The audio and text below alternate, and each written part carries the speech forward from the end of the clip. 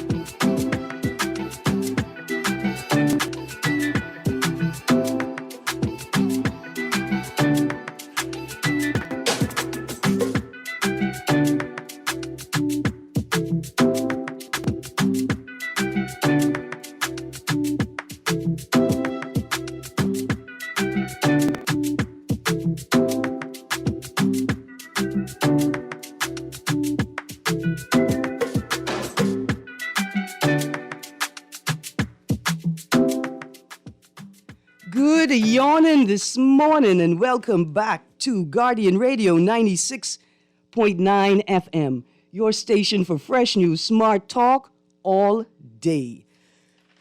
And it is Tuesday, the 2nd of November, 2021, and you are on the clock with Erin Greene.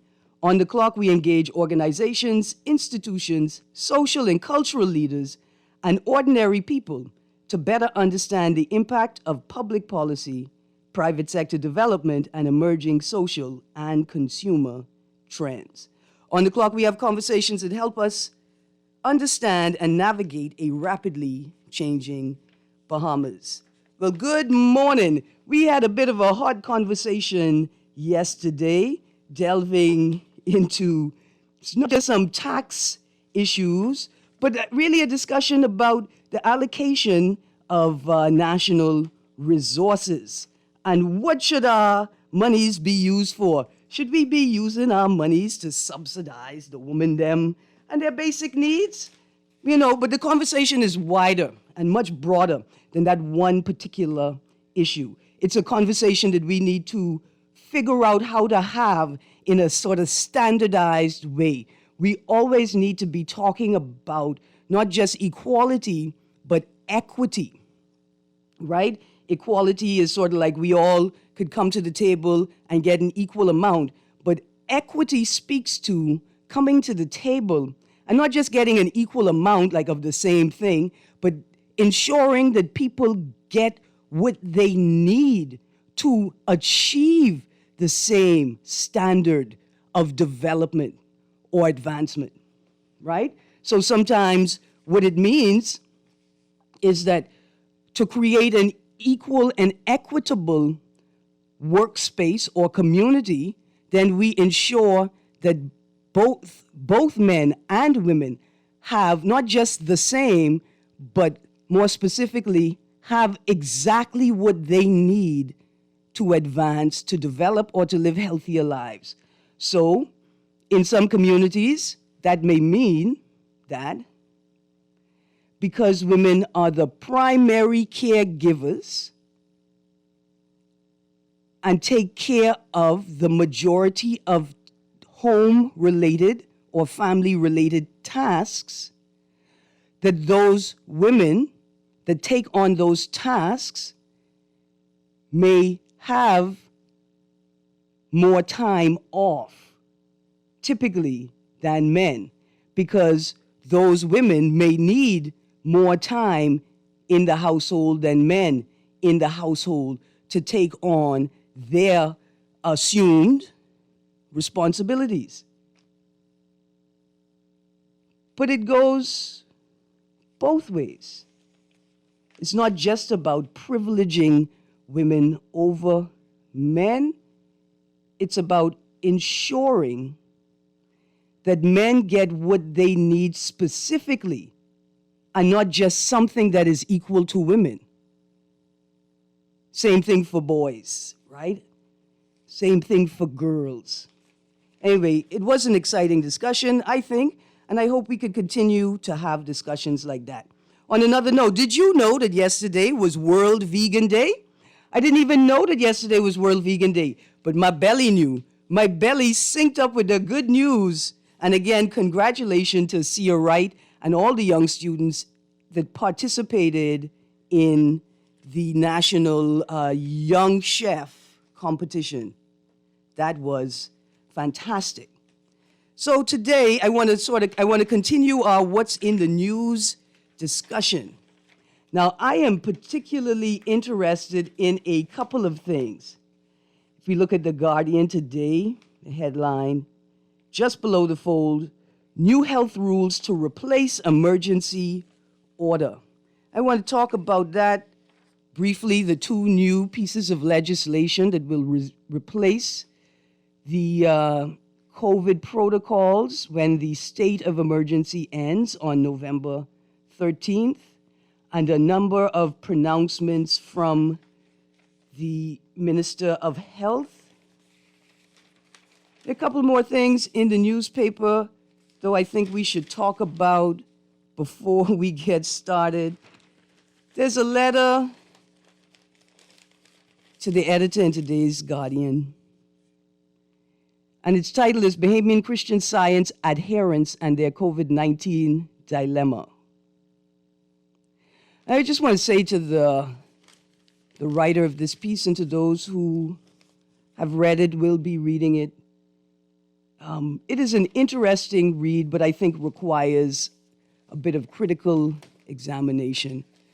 But what I want to say is this, is that we have to be very careful that in our attempt to find solutions and devise strategies, that we're not creating a less safe environment for those among us that don't believe what we believe.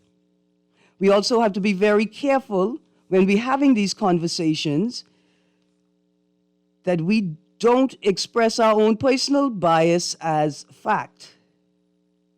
But also considering the small size of the population of this religious grouping in the country, I would say, please, be measured in your words, consider the impact of your words and the actions your words may evoke in others, and be responsible when talking about people, particularly their faith, and when you are making suggestions about their faith and how it may impact the overall COVID-19 crisis. I think it's important to say this because while we like to tout that we are a Christian nation, that is a cultural definition and not a legal definition. We have to be careful not to make members of our society and citizens of our nation feel like outsiders. Very, very important. And then I want to turn to the Tribune business section for a second before we start talking about the COVID protocols. I'm going to send out the numbers for the show because I do want to have a discussion. I want you to bear with me for a bit. I'm going to do a little bit of reading before we get into the calls, but please send your texts. Remember, we're streaming live audio and video on GuardianTalkRadio.com. You can listen on TV on Cable Bahamas Channel 969 or download the Guardian Radio app for your Apple or Android smart devices. And listen to our audio feed or watch us on our video feed right there on the Guardian Radio app. You can text us on the Guardian Radio text line. That's 422-GR96. That's 422-4796. And that's powered by BTC. Standard text rates apply. Or you can call us at 323-623-325-4316 or 325-4259. So I'm trying to get some local advocates on the show to talk about COP26 and the global discussion around climate change and what we're going to do about it. A lot of the people I'm reaching out to are, I think, in Glasgow right now doing some of this hard work, and that is fantastic. I'm going to keep reaching out to them till I can get some people on the air. But I want to talk briefly about a story in today's Tribune Business. Headline, Stressed Oil Explorer Facing a $19 million deficit. And I'm going to read from the article written by Neil Hartnell. The oil explorer seeking to renew 4 drilling licenses in Bahamian waters yesterday admitted it is in, quote, a stressed financial position, close quote, with outstanding bills exceeding its cash resources by $19 million.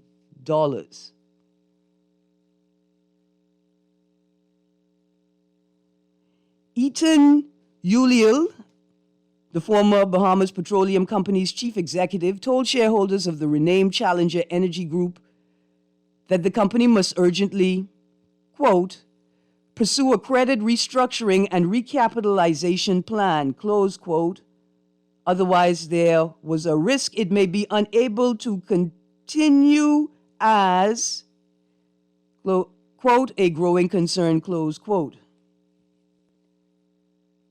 The stressed oil explorer facing a $19 million deficit, but still is seeking to renew 4 drilling licenses in Bahamian waters yesterday. The first question is, if you don't have any money now, where are you going to find the money to remediate or to clean up any oil spills or accidents? It's a very big question. Another question, have you actually satisfied your prior debts and agreements with the Bahamian government? That is something that we absolutely have to consider before you continue drilling in the Bahamas. And those are like basic questions. On another side, those are questions to the company. On another side to the question to the government is, can we have a clear accounting or explanation? Can we have a clear publishing of any of the current government's members' relationship to this particular company in any of its legal iterations? Because people like to change their name.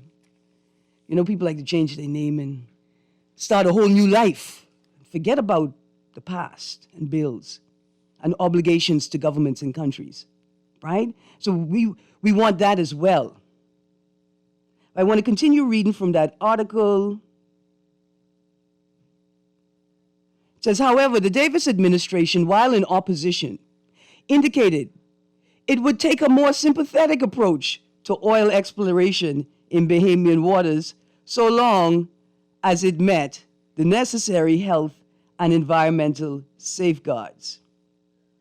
And Mr. Uliel yesterday revealed Challenger was already, quote, engaging with the new administration, close quote, on the process for its license renewal.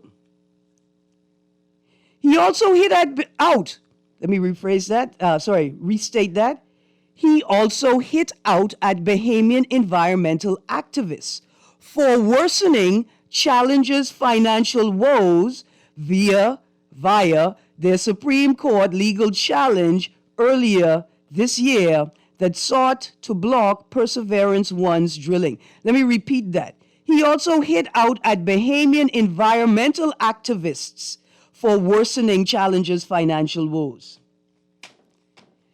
Listen, if your company was not prepared to face what should have been expected challenges in the court. See, because on this side of the lens, I define that as due diligence,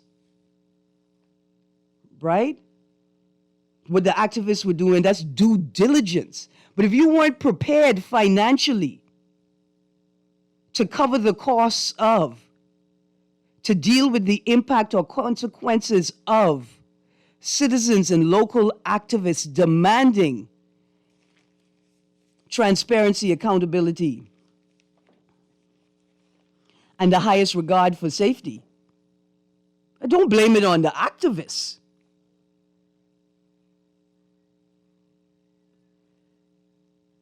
Listen, I'm going to continue reading. But I stopped mid-sentence. I'm going to start the whole sentence again. He also hit out at Bahamian environmental activists for worsening Challenge's financial woes via their Supreme Court legal challenge earlier this year that sought to block Perseverance One's drilling, going so far as to accuse them of harassment via the press and social media in a bid to damage its corporate reputation. Wow. Wow. I'm stunned. And for me, these statements from Mr. Ulil make it even more urgent that we get a clear statement from the state of its members' involvement in this company, in any legal iteration of this company, before they became members of this 2021 administration. We require these things. And I want to say this as well. I would suggest to all foreign direct investors that they re-examine their public communications and public relations strategies. I'm going to suggest that you never position yourself as closer to or having a more important relationship with the government than the actual citizens of the country you're trying to make money in. See, because when I turn to my honorable Prime Minister and tell him, please go talk to your friends because they're your friends. They've made it clear to us, the Bahamian people, that they're not our friends. See, he can't get upset at me when I tell him to please go talk to your little friends because we not friends. I would suggest that you all stop positioning yourselves in this manner as if you and your financial investments are more important than the actual citizens of the country you're trying to make money in. It's not a good look. Particularly since governments change so frequently while you wish your investments long life and sustainability. You can't make friends with a political party or an administration. When you make friends with the government, you're making friends with the people of the country. I say I got a caller on the line. Let's go to this call. Caller, you are on the clock. Yes, sir. Good morning to all. Good morning. You know, what I'd like for you to address, for me to address, right, is that, you know, our Prime Minister has to go abroad to be questioned about oil drilling in the Bahamas. But, and you know, and I would like to ask, what about his part and his instrumental part in the formation of a company? Well, let me say this. Being licensed in the Bahamas. 1 second. I wouldn't say it like that. I wouldn't say he has to go abroad to be asked questions about it, you know. We have to send him abroad to get answers about it. And that's the distinction, right? I think right. We send him, he's been abroad, right? We refuse to ask him these questions here. No. Pause. People are asking, hold on. People are asking the question, you know. Like I ask the question all the time in this format. Environmentalists in their own ways are lobbying and advocating and asking the question. I really think it's a matter of, will our government answer us on these multi-layered issues, like this is both environmental and legal and political and economic and global, right? Will they answer us honestly on these questions if they have no obligation to? I think, and that's what it is, because the reporters are asking the questions. The advocates are asking the questions. even the radio hosts asking the questions. But they don't seem to feel the need to answer us. And I think that's a big part of the issue, particularly with this issue. And it's why we really need to re-examine how we do in governance. This issue of cabinet secrecy, right, would suggest to me that we have a situation where the foreign direct investors involved in the policy or the decision and the cabinet members suggest to us that they have some sort of legal right to keep this information away from us. Imagine a foreign direct investor having access to information and that type of power greater than your own citizen. Got a caller on the line. Let's go to the call. Call you on the clock. On the clock, how are you? Good, thank you. How are you? I'm great, you know. Good, good. I just want to chime in on the fact that our government saw the mistake that the former government did by keeping information and secrecy. Mm-hmm. So I don't think they're going to come behind and do the same thing. Okay. Because so the gentleman that called us now and said that he's got to go away to answer our questions. The fact of the matter is that as voters, okay, mm-hmm. domestic and international, mm-hmm. We deserve an answer, and whatever answer we get, can we handle the answer, okay? And therefore the government is new, is brand new, mm-hmm. okay? And just give it some time. It will give you all the answers you need, okay? It's not a perfect situation, okay? None of them are perfect. But they have come to work. They've met a lot of work, and so they've got to work. I expect no more than that. Okay, I'm calling in from the inner cities and Barnabas, and we expect production. Yes. Okay? Thanks for letting me share. Absolutely. Absolutely. And I feel you. At the same time, I get asked the questions, right? And I appreciate the point that you're making, is that time, right? They're going to need time to answer the question. They're going to need time for the answers themselves to unfold. A part of my position is this, and I didn't express it clearly, is this: I feel like when you see a foreign direct investor engaging the public media in this way and speaking about citizens, and not just citizens, you know, because we're talking about environmental activists and advocates who are part of civil society that, as far as I'm concerned, have a function in the governance of the country. When you see foreigners come into the country like that, they are under the illusion or the impression that they could engage citizens in this manner with no recourse. And I'm concerned about the culture and the environment that they're in that would suggest that that's okay to them. Because there's not a single Bahamian that would tell a foreign direct investor, oh no, you could go in the media and talk bad about Bahamians. Oh, you could go in the media and talk bad about people who have volunteered to be stewards of the environment that can't take care of itself per se. I can't imagine any Bahamian hearing this or seeing this and not finding a polite and sort of wit-y way to redirect the people who they listening to or talking to.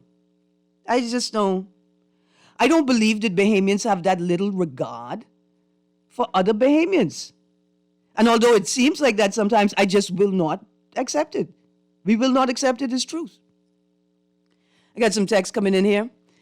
Text says, great show as usual, Miss Greene. I'm a fan of your show because I'm a fan. I decided not to read the newspaper from Friday because nothing good is ever in the newspaper. I went on YouTube this morning and I saw 3 people got killed in Nassau on Friday. Something is wrong with these people Nassau's only 7 by 21. So by the math, if you kill someone today, more than likely you'll be killed in 24 hours because if you dig one grave, you must dig 2.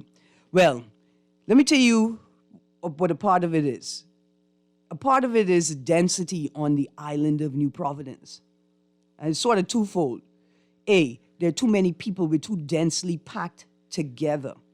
This is particularly problematic for people who are migrating to New Providence from the family island. You grow up on a family island where you could walk for a mile before you see anybody on the beach. To come to New Providence, to drive on these roads, to interact with people in the ways that we feel we've been forced to, but really it's just behavior driven by our inability to understand the new spaces that we're in and we're creating around ourselves. But that's a very important point. And when we talk about the new COVID regulations, and we talk about the new advisory committee, and I'm going to quote here, says that will be comprised of experts in epidemiology, supplies management and logistics, health services administration, and public health, among others. I wonder, will there be sociologists and psychologists on this committee?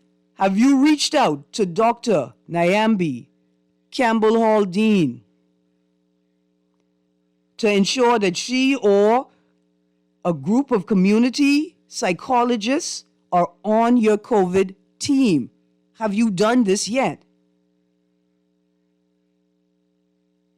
Another text says, great show. I am so tired of crime.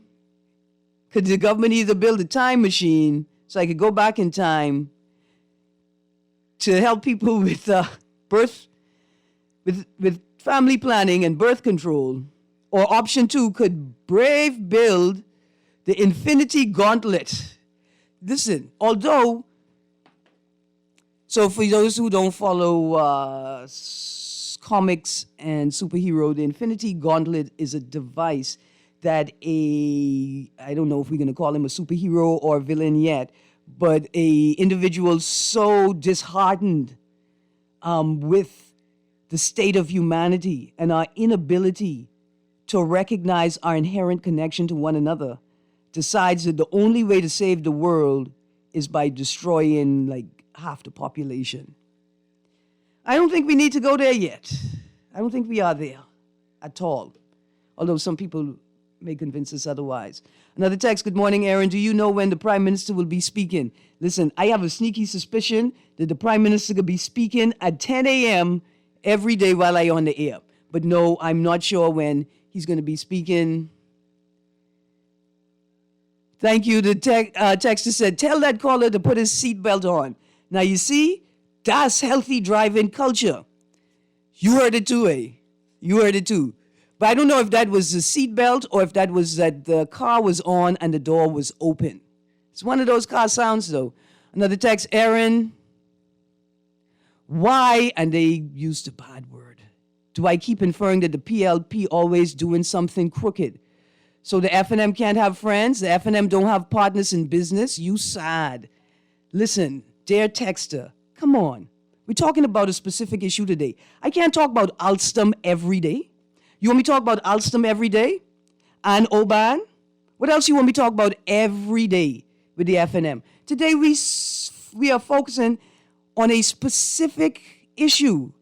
That's not just about Challenger, which was, what was the name of their group before that? They had so many names. But this is also juxtaposed to COP26 and our Prime Minister going to Scotland, to the global north, right? And it's also juxtaposed to the political culture where our politicians love to say one thing and be very accountable and transparent to public audiences and have a totally different style of engagement on the ground in the Bahamas, right?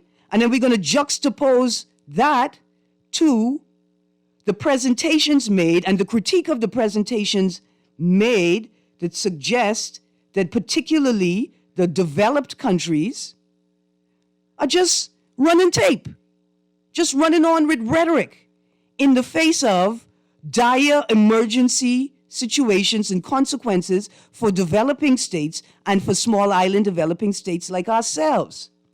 So, I'm sorry if I didn't explain it properly, but I'm not inferring that the PLP is doing something crooked. I trying to grow a larger conversation. I trying to juxtapose these things that are happening right now in front of you so you could get a better picture of where you live, your short-term future, and a greater sense of the small actions we could take to shift the landscape or the environment in which, quote, these things keep happening to us, close quotes. But I'm going to try and do a better job at it because I don't want you to think that I'm just attacking the PLP. I'm sort of teasing out of us a deeper inquiry into the political culture. Another text, Erin, the PLP had 4 years in opposition. They said ready to govern on day one. You honestly think they don't have a position on oil drilling? It's clear what their position is. They just have to massage it in. Ah, boy. Well, as far as I'm concerned, if you've been campaigning for the job for 4 years, you got to have some plans and some positions. Even if you didn't want to write it down on paper, you've been thinking about it. And you've been thinking about it so much you don't even need to write it down on paper. I sort of agree with you there. But yeah, to that texter, it's not about inferring the PLP is doing something crooked. We're talking bigger than that, man. We're trying to have a critical look at the environment in front of us and what's happening. The text says, I think the text is continuing, no, you talked about who PLP have shared or deal with the oil people. I said that what we would like is a clear explanation or declaration of the interests, right? Recall that. In fact, don't suggest that this is something particular to the PLP because for years I've been calling for mechanisms to manage conflicts of interest in small island developing states where conflicts of interest are unavoidable. And so asking for the current government to make a public declaration of any members sitting or operating today that have been involved in any way with this company is not attacking the PLP. In fact, it is suggesting to them that they could get ahead of the game by creating a mechanism to manage the conflict that obviously exists. Let's move away from the oppositional partisan politics to a political critique that looks at the political culture larger than the political parties themselves. I got a caller on the line. Kermit, let's go to that call.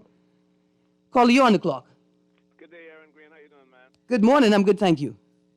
Erin, boy, I called you yesterday, but you all do me bad yesterday after hang up, though. No, man. I ain't do you bad. man. And in fact, Yeah, man. two things. I tell the people that I'm not going to shut you off because did shut me no, off. no. That's the I thing you told you did. no. I told you to pause, and you refused to pause multiple times. Erin, I did what? No, you didn't pause long enough. And I appreciate what you're saying because the conversation was hot, right? But Hey, Erin. I told the people, Yeah. I'm not going to be intolerant. I'm going to put the issue out there. But listen, 16 days of activism is coming up, and I'm going to have a larger conversation, and I'm going to make sure there's a space for you to express what you feeling in a I want to say clearer, not because you weren't clear, but the show wasn't clear, in a clearer format. Erin. Yeah. Where you learn to manhandle man so good, though? You manhandled me yesterday and you just hang up on me. I say, but this woman serious, though? No, man. And then Erin. Mm-hmm. Then you had them woman come on talking about he ain't had no love at home. He must ain't suck no breast and thing as a baby. The woman's get petty, eh? Your petty woman is get Erin, the world would have been a better place if man did have baby and woman had their baby and Erin had their own baby. And everyone would be responsible for their own baby, you know. No, the baby wouldn't be. No, see, that sounds good for man and women, but what about the baby? And at the end of the day, it's about the baby, and the man and the woman got to put their feelings aside. See, but what I'm saying is, Erin, it's like if all of us were hermaphrodite, right? All of us that have our own children, right? We don't have someone else to blame. So we, after 18 years or 20 years, you had this talk and think, oh, well, this and that because of this and that. Oh, that's why you make me hard. I like steel. No one could do this or do that to me. Mm-hmm. Erin. Yes. Women, I mean, I respect them highly, right? Yes. But women in reach far in this country and just be sickening and sad to know that women are all up on top of the totem pole dangling around and thing, and then you there begging for them things for them. That's a shame, Erin. Now listen, pause. See, hold on, pause. Now that's the money they be blinging hard. Pause. That's a great point, and I made that point already. Before yesterday's show, that collectively, like maybe not individually, but collectively, we women have access to all the resources necessary to take care of our own needs. Now, the question is, can we women break through patriarchy to organize ourselves in a way to take care of each other? If a woman, they take care of herself, though. Don't depend on no man to take care of them. Because plenty of time, Erin, it's here. Man, I came on, he's so strong and powerful. Yes, I got me 2 houses, I got me this, I got that. And man, this, and man, that. No man never give me nothing, no, not take him. Even the man, his baby, I take care of all this myself. Okay. Human beings, and human baby grow, Now, look here. I appreciate what you're saying, but I got to go. We're not on this topic this morning, but I promise you. No, I promise you. Coming up, 16 Days of Activism, we're going to create a space for this discussion because I appreciate what you're saying. See, as a woman, I don't even know if I believe in feminism. I believe women better than men. And I believe women do everything better than men, including patriarchy. And I think it's important for women to sit down individually and collectively and ask ourselves, to what extent are we perpetuating the patriarchy in a way that is detrimental to ourselves, to other women, and also to men? We got to ask that question and work through it. I got another call on the line. Caller, you're on the clock. Yes, good morning, Miss Greene. Good morning. Yes, a pleasure. I always listen to you. I really appreciate yesterday's show, and it's something you said that really moved me. And I realize you're well read and very, very intelligent. And I'm not trying to, just fill you up with good feelings like that, right? This is really the truth. And so I'm waiting on you to bring on these climatologists. I have some questions that they never did answer from the last show with Lang, right? Mm-hmm. And so something you said, which I realize is the same thing that I was saying. Like what you call planetary shift is the same thing I'm saying as orbital deviances, right? Mm-hmm, mm-hmm. And so most people don't even understand the concept of the reason for climate change because it would be naive to think that all of the planets revolve around the sun at a certain exact circle all the time. Mm-hmm. You understand? Given, we know the Earth tilts on its axis, et cetera, but it wobbles and it deviates just like how you have deviation in temperatures and pressure that allows hurricane to go certain places. And so, yeah, and the thing is, the thing is, I'm afraid that the eugenicists and the globalists are using climate change to hijack humanity and drive us into their paradigm. Now, why I'm saying that is carbon dioxide, and they're saying water vapor is a greenhouse gas, right? Mm-hmm. But we must remember that God made this. So carbon traps heat to balance the temperature of the Earth. So the fact that the carbon might be excessive because of carbon emissions, but carbon is the source of all life. Mm-hmm. Hence, I'm not smiling at anybody, but I'm well read and I have questions to ask. So I asked them, how would they tell the difference between anthropogenic carbon versus carboniferous carbon that God already put here? Hence, we know that plants breathe in carbon dioxide in the night, but in the night they let out oxygen. So this is the way of balancing it. Even the plants in the sea produces oxygen in the day. So I'm trying to figure out if this is an attack on humanity and they're using carbon and water vapor as the culprit. Because we know carbon exists as an allotrope. It has many forms. Graphene, graphite, diamond, minster fullerene, you know what I mean, from chemistry that we know these things. So as I was in COB, I wanted to do a study to find out how plants respond to anthropogenic carbon versus the original carbon, which in the difference is the ratio of the carbon 12, 13, and 14. They have the same chemicals, but the structure is different in the ratio of these carbon atoms. But everybody can't seem to explain it. All these learned people can't seem to bring the truth out, and they're destroying us with this fear. They're forgetting God now. Let's remember that God put these things in place to balance the earth. And so, how would you tax this carbon? So the fact that they're taxing carbon shows that this really is about money. And we are not mindful of the fact that all of this green this and green that. You're not looking at the chemicals that they're using to put in these solar panels, and et cetera, and these batteries. You're still mining and you're still producing carbon in order to produce this. So these are mindless globalist agendas that the average sheep are too mindless to even be mindful about. Have a good day. Bless up 52. But listen, 52, when we call people sheep, we're going to shut them right down and they're going to stop listening, right? And that's problematic. But there's so many important points you made there. I want to, as we go to the break, I want to make this one point. See, when I was growing up in the Methodist summer youth program. We used to raise money to be a counselor in training at the camp, right? So you pay your own way. And we talked a lot about Jesus and the message of Jesus and helping each other and volunteerism and being a help in your community. And as I was sort of moving, as I turned 18 and moving out of that system, I realized that we live in a world where you could go to jail for not having any money, for being broke. And I wondered, how did that reconcile with Jesus' message? That you could go to jail not for doing something wrong, or breaking the law, but for not having enough money to be able to afford somewhere to live. I wonder if we really, really thinking about that as a community. But see, Kermit, let me go to this call and then we go to a break. Caller, you're on the clock.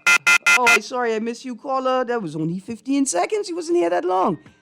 So we're going to go to a break. Stay tuned to Guardian Radio 96.9 FM. When we get back, we're going to continue reading these texts and we're going to take a look at the new health services bills.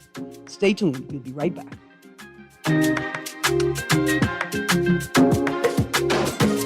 Always on the go? Missed the show? You can now listen to Guardian Radio talk shows anytime, anywhere on Spotify and YouTube by searching Guardian Radio 96.9 FM or by entering the name of your favorite show. You can also listen by logging on to GuardianTalkRadio.com and clicking on the podcast tab. Guardian Radio, continuing to provide you with fresh news and smart talk anywhere, anytime, all day. Like what you're hearing on the show? Want to support the conversation? Sponsor On the Clock today. Call Janet Lees at 302-2304. That's 302-2304. Be the solution. Sponsor On the Clock with Erin Greene, where she dissects, we discuss, and you decide.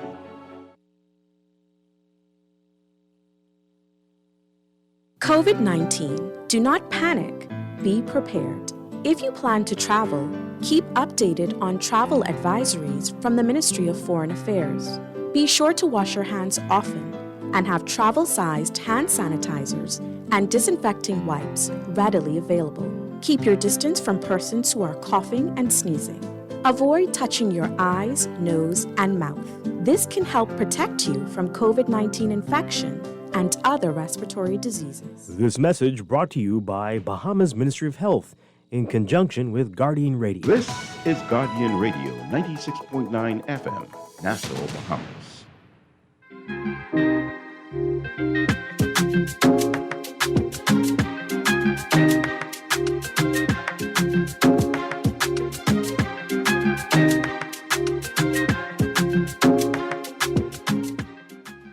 Good morning and welcome back to On the Clock with Erin Greene on Guardian Radio 96.9 FM. Boy, this climate change discussion is a really exciting one, or it would be if we would allow people to talk and stop shutting down conversations we feel make us uncomfortable or are not expedient for our own agenda or political gains. And when I say political, I don't mean in the strict political party political sense, in the sense of us having an agenda. We have to stop shutting down conversations that we don't like or that make our work as an advocate more difficult or harder, right? We can't be doing that to each other because that's what the politicians like to do. They like to shut down any conversation that is not politically expedient or doesn't make their work as easy as possible. And we ain't on that run, man. We need to give our fellow citizens more space than that. A text here that says, Ms. Greene, 52 was spot on with his contribution. What are the chemicals and ingredients used in solar energy panels and lead, lithium, I think that is, batteries? And how are small island developing states going to dispose of them? And how is the Bahamas a small island developing state with the third largest fish nursery in the world, with perhaps the most important geological space to the planet. How are we going to compete or participate equally and equitably in a solar power energy driven world when our needs, our disposal needs for these chemicals may be higher or more tenuous, right, than other countries? That's where that equality and equity thing comes in. Yes, all countries should be treated equally, but all countries need equitable consideration to ensure that they can participate equally. Another text here says, Miss Greene, I am not endowed with a mellifluous voice, and I am a sheep, but a well-read one that cannot be spoon-fed and misled pseudo-science garbage. They ridiculed me on the radio many times for teaching truth. Frankly, I don't care what they think. No, don't care what they think. 52? Don't. Well, let me rephrase that. Because we are in community with each other, we have to consider what other people think and feel. But certainly, we're not going to small up ourselves because other people tell us they're uncomfortable with our way of being in the world. What we will do is we will encourage other people to big up themselves too, because there's enough space for everyone. Another text says, please invite 52 on your show. I think that would be a great idea. All right, so as we close out the show, let's just begin a little discussion on the new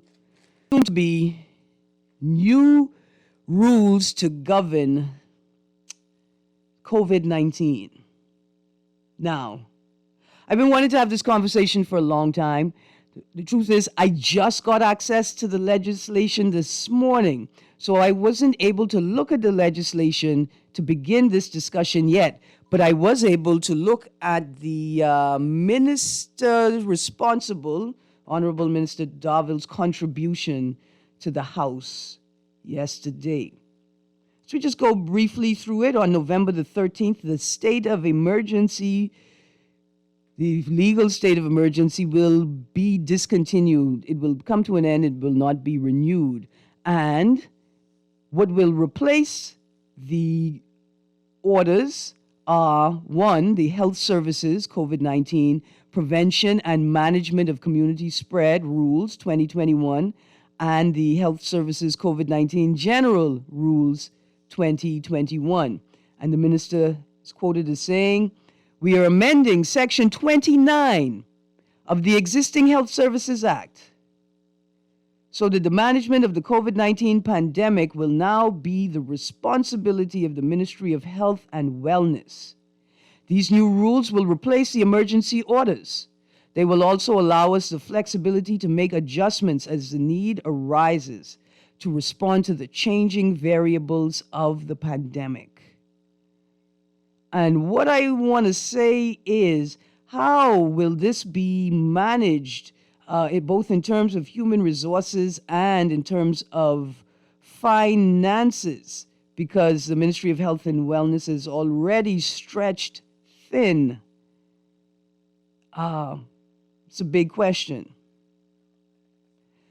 Another thing that was of concern that I guess we will get into more with a deeper look at the legislation is the reporting of results. And then I added an access to data and information. Now, I added access to data and information before I realized what they meant by the reporting of results. I thought they meant that they're collecting all of this data around COVID, and outside of people's actual names and addresses, that this data would be available to the wider medical community, to civil society and advocates, to the general public for their access so they could do their own research. But then I realized that when they said the reporting of results, They meant people reporting their personal medical health results to what I presume is the ministry. And so I want to put this in here briefly.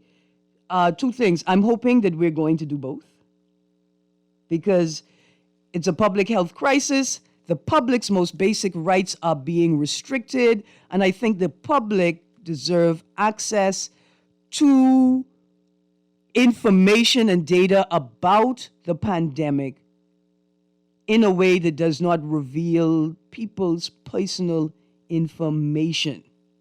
But this thing about reporting of results now, we have to sit down and talk about this because, like with the COVID hotline, we have to consider the impact of these systems on our social spaces. I said I got a caller on the line. Caller, you got 30 seconds as we end the show.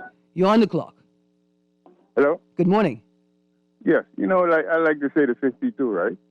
He seemed to be a PLP supporter, right? But what I'd like to ask him to do is to clean up, address the environmental hazard that the drilling in the waters of the Bahamas. I want him to scientifically address that and see whether he supported or not. Thank you. All right. Thank you. I don't know where you get this. He's a PLP, but I would like to hear his learned and research opinion and perspective position on the matter. I got one more text as we close the show, guys.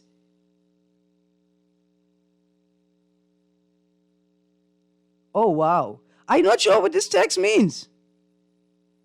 I can need you to text me back dead quick as I end the show, so I can familiarize. I don't even know what it means. I can't even read it on air. That's an exciting text. Anyway, this thing about the reporting of results. We know how people feel about their personal medical data being in public hands. Anyway, the presentation by the minister I thought was a relatively decent one. I want to see the actual legislation so I can reconcile it with the statements made by the minister.